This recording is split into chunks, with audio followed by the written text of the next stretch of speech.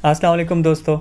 Nova City के investors के लिए स्पेशल वीडियो है। कंपनी मैनेजमेंट ने कुछ दिनों पहले अनाउंस किया था और बहुत ज़्यादा शिद्दत से अनाउंस किया था कि हम करने जा रहे हैं बैलेटिंग और बहुत सी प्लॉट्स की पोजीशन भी दे देंगे उन लोगों को जो पूरे पैसे दे देंगे। बैलेटिंग की तारीख रखी गई दिसंबर की 20 और किस्तें जो अदा करनी थी लोगों ने जिसके लिए वो बैलेटिंग में अहल हो सकें वो थी अक्टूबर की 15।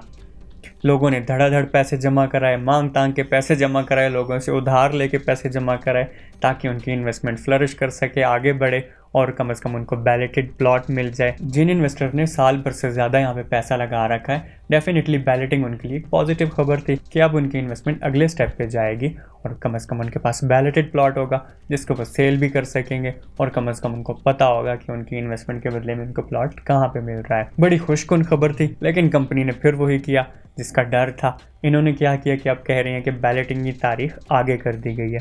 इवन ये कि जब भी उन्होंने किस्तें पूरी जमा कर ली, आखिरी दिनों में स्पेशल वीडियोस भी आई इनकी तरफ से, इनकी मैनेजमेंट की तरफ से कि हम अब इसमें कोई एक्सटेंशन नहीं दे रहे हैं और बैलेटिंग अपनी तारीख पे होगी। हम पूरी प्रोसेसिंग शुरू कर चुके हैं कि बैलेटिंग कैसे होगी और इंशाल्लाह आपको हम तारीख के ऊपर डिलीवरी दे देंगे। लेकिन हुआ ये कि बैलेटिंग की तारीख अगेन आगे कर दी गई है। इनको एक बहाना भी मिल गया इस वक्त कि जी मुल्क के हालात कुछ ऐसे हो गए हैं कि अभी बैलेटिंग मुमकिन नहीं है।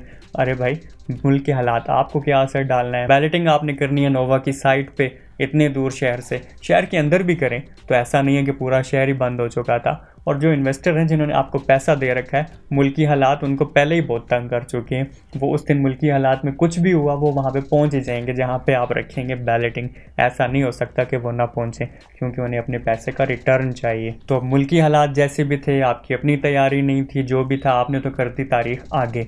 लेकिन यहाँ पे एक और स्ट्राइक आपने कर दी उन इन्वेस्टर्स के साथ कि जब आपने फर्स्ट लॉन्च की थी साल डेढ़ साल पहले, जिस रेट पे आपने इस वक्त लॉन्च किया था, 10-15 दिन बाद एक नया रेट मार्केट में आ गया था और कंपनी ने बड़ा प्रेशर डाला इन्वेस्टर्स पे कि नया रेट आने से पहले पहले बाइंग्स कर लें। नोवा की सेल भी हुई भी बड़ी तारीखी थी, बहुत ज़्यादा पैसा इकट्ठा किया, पाकिस्तान से बाहर से भी पैसा आया, पाकिस्तानियों ने भी दिल खोल के, आप समझ लें हर बंदे ने पैसा लगाया और नोवा में इन्वेस्टमेंट कर ली। अब जब ये इन्वेस्टमेंट हो गई तो कितने ज़्यादा मसाइल नोवा को लेके आए, खबरों में कितनी प्रॉब्लम्स आई, ये सब मसाइल झेले इन्वेस्टर्स ने और बर्दाश्त किया और फिर भी वेट करते रहे। अब जब पीछे बैलेटिंग की अहलियत पूरी करने के लिए इन्वेस्टर्स अपनी इंस्टॉलमेंट्स जमा करा रहे थे तो कंपनी, क्योंकि उससे पहले धड़ाधड़ फॉर्म्स फरोख्त कर चुकी थी, तो कंपनी ने बहुत से फॉर्म्स बाय बैक किए, मर्ज किए और ओपन फाइल्स को वापस खरीद लिया। इस तरीके से इन्वेस्टर्स थोड़े से खुश हुए और रिलैक्स हुए कि कम से कम अब सिर्फ जेन्युइन बायर ही रह जाएगा और इस तरीके से ये सोसाइटी आगे बढ़ जाएगी। लेकिन अब फिर कंपनी की तरफ से ये न्यूज़ आ चुकी है। न्यूज़ ये है कि वो नए बायर्स और इन्वेस्टर्स को अट्रैक्ट कर रहे हैं कि आप हमारी फाइलें खरीद लीजिए उसी पुराने रेट पे जो 1.5 साल पहले थी। यानी इन्वेस्टर्स ने 1.5 साल पहले जिन्होंने पैसा जितना लगाया, अभी भी कीमत वही कंपनी ऑफर कर रही है नए बायर्स को भी। तो पिछले इन्वेस्टर्स को क्या फ़ायदा हुआ? और बात यही है कि जो फाइलें एक्स्ट्रा फ्लोट कर रही थी मार्केट में, जो कंपनी ने बाय बैक की थी, समझे कंपनी उन्हें अगेन फ्लोट कर रही है मार्केट में, दोबारा उसकी सेल शुरू हो गई है उसी पुराने रेट पे। तो पुराने इन्वेस्टर्स को क्या फ़ायदा हुआ? नया इन्वेस्टर तो चले अभी भी मार्केट में शायद एंटर कर जाए, लेकिन पुराना इन्वेस्टर जो इतने पैसे फंसा के बैठा हुआ है उसको उसके बदले में कुछ तो मिलना चाहिए।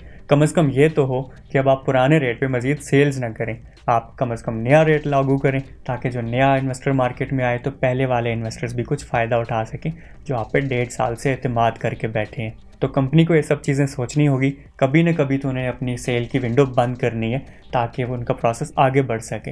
अगर हमेशा ही सेल पे रहेंगे तो फिर तो ये सेल कभी शायद ज़िंदगी में ख़त्म ना हो और नोवा अपनी लोकेशन को लेके पता नहीं वहाँ तक कब आबादी पहुँचनी और कब ये सोसाइटी एक्चुअल डेवलपमेंट की तरफ जाए। इन सब मसाइल का हल कंपनी को करना ही होगा।